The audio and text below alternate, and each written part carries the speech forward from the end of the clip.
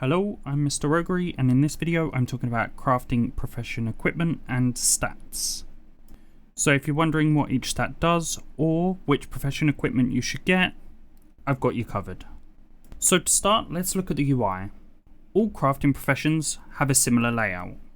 You have your level at the top, your recipes to the left, your specialization and crafting order tabs at the bottom, and then recipe details in the main window. But let's break these down a little bit further. The bar at the top shows your actual profession level. You can further improve this via profession equipment, and you will see a green plus next to the number if you're wearing profession equipment.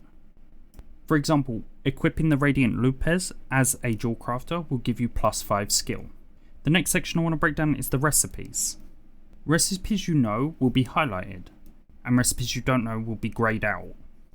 You can filter these recipes via the filter tab at the top, which you can filter them down to if they give you a skill up, a first time craft bonus, and if you have the materials for them.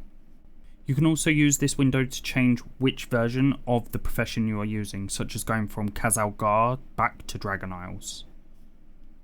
One thing to remember about unlearned recipes is if you wish to know how to get them, you can simply click on the recipe and then hover over the small eye that appears, and it will tell you where that recipe is from.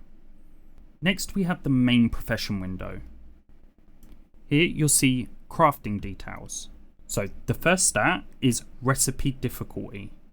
This will vary from recipe to recipe, but is the amount of skill you need to be able to craft that item at the maximum quality.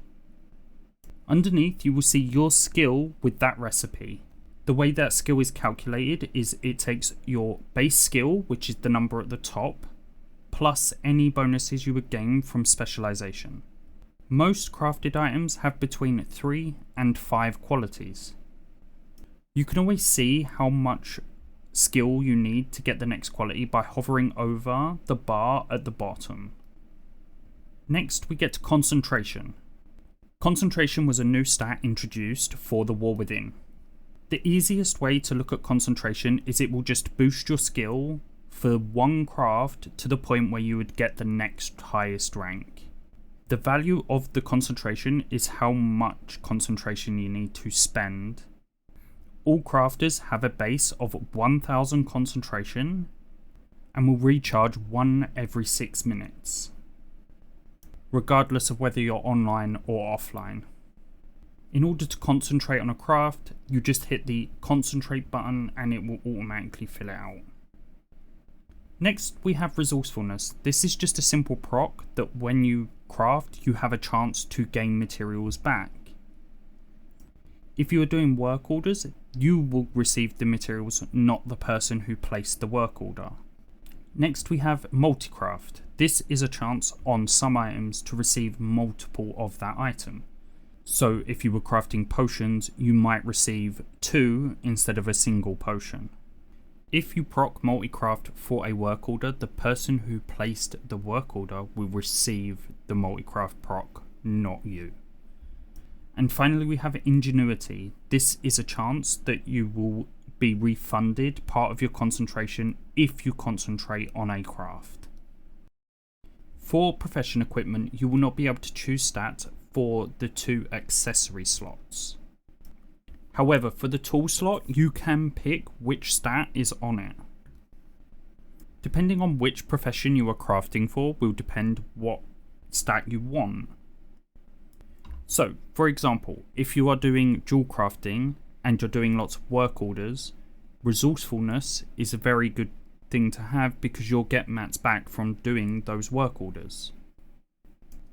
But if you are an alchemist who is making lots of potions for themselves and selling them on the auction house, multi-craft is a lot more valuable as you won't be losing the multi-craft procs to somebody else.